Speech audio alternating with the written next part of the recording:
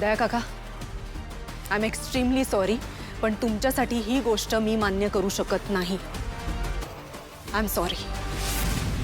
It's okay Kaushiki madam. नाही, मी तुमच्या शब्दाचा मान राखून इथे आलो होतो. पण इथे जर माझ्या बायकोला स्वीकारलं जात नसेल, तिला सन्मान मिळत नसेल, तर मला या घरात राहण्याची इच्छा नाहीये.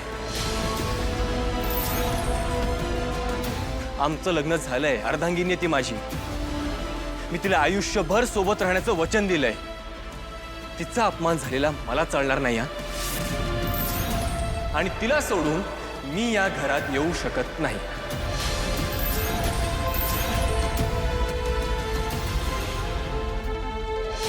देख नो का मालक, हे बघ फातिमा,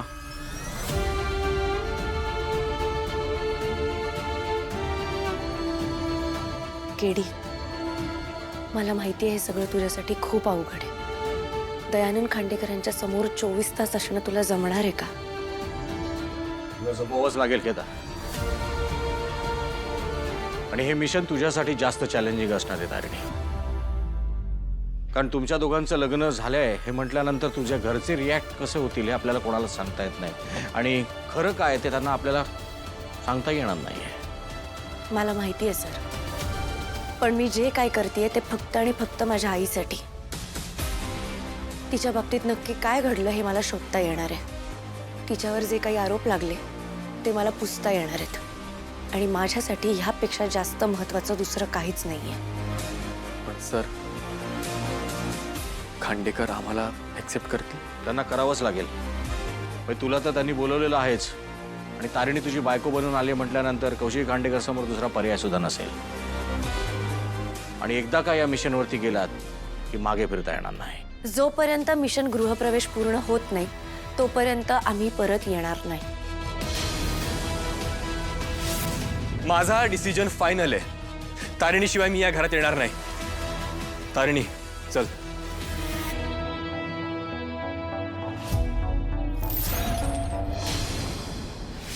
कौशिक थांबवते ना. अगं असं नाही थांबवलं तर थांबवतील. तू, अगं तू वचन दिलंयस ना मला. नाही नाही केदार, केदार थांबा. कोणी कुठेही जायचं नाहीये. आता जाऊ द्या ना. जाताय ते काय?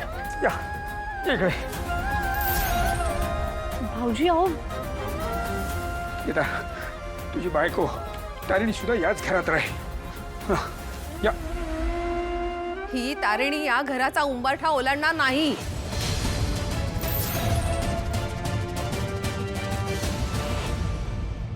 आत्तापर्यंत तुमच्यासाठी गप्प होते, पण ह्या मुलीला मी या घरची सून मानेन असं समजू नका. अगं काय करणार ती? कुठे जाणार ती बिचारी एकटी? केदार माझा मुलगा आहे आणि ती त्याची बायको आहे, लक्षात ठेव. मग मी कोण आहे? मी कोण आहे तुमचा? आल्यापासून ऐकतोय माझा मुलगा, माझा मुलगा, माझा मुलगा. मला कळत नाही, एवढा हक्क कधी माझ्यावर नाही दाखवला तुम्ही. एवढं माझ्यासाठी कधीच नाही केलं तुम्ही. आता हा कोणतरी रस्त्यावरचा माणूस आलाय, त्याच्यासाठी तुमच्यातला बाप जागा झाला आज या हेल्परसाठी. आतापर्यंत एक बाप म्हणून तुला जेवढा देता येईल ना तेवढं सगळं दिलेलं आहे मी.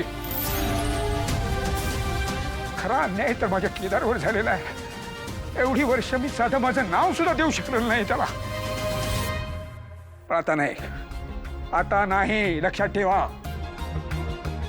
हे घर त्याचंही आहे. या घरावर त्याचाही तेवढाच हक्क आहे आणि त्याच्या बायकोचा तारिणीचाही तेवढाच हक्क आहे जेवढा निशीचा आहे. दया पप्पा, तुम्ही समजता तशी नाहीये ही तारिणी. ही तारिणी चांगली मुलगी नाहीये. अहो, मी बहीण आहे तिची. खूप चांगली ओळखते मी हिला. पण माझी पारख चुकणार नाही. आजपर्यंतच्या आयुष्याने मला एक गोष्ट शिकवली आहे, ती म्हणजे माणसांची पारख.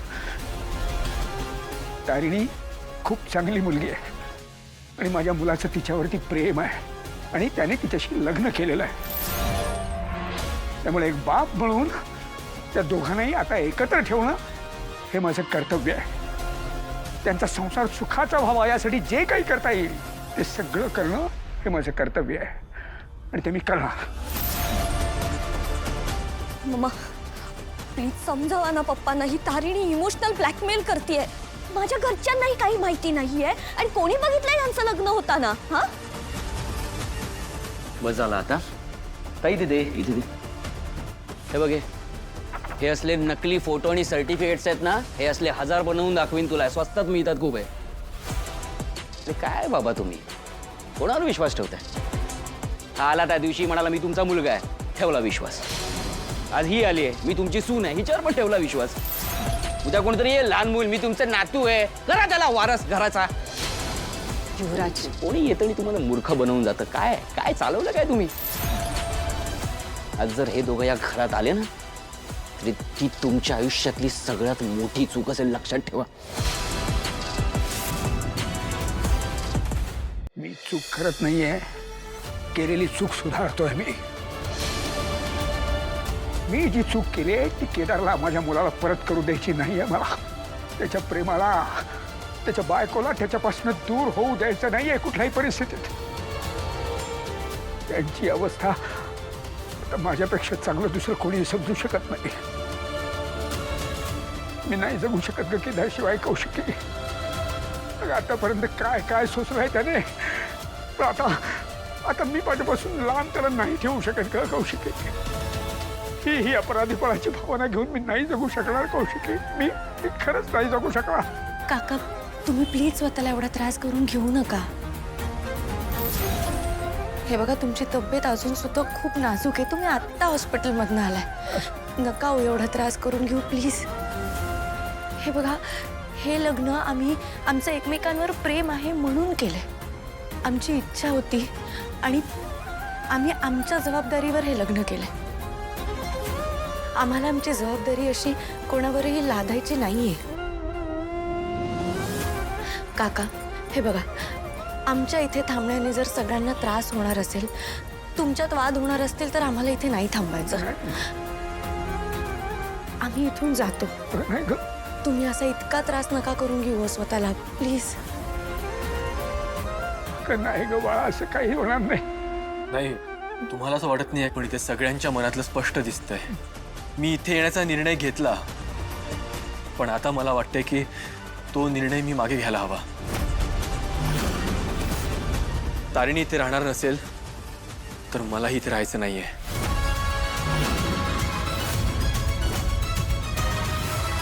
येतो मी. नाही नाही नाही नाही केदार, तू जाऊ नको. कौशिका थांबवलं त्यांना. असं कसं जाऊ देतेस तू त्यांना? अगं तुम्हाला वचन दिलं होतंस, शब्द दिला होतास ना मला. मग थांबव ना तारिणीला, थांबव. सून म्हणून तिला घरात जागा दे ग. तशी निशी माझी सूर आहे, तशी तारिणी सुद्धा या घराची सूर आहे ग. तिला थांबव, तिला जाऊ देऊ नकोस का?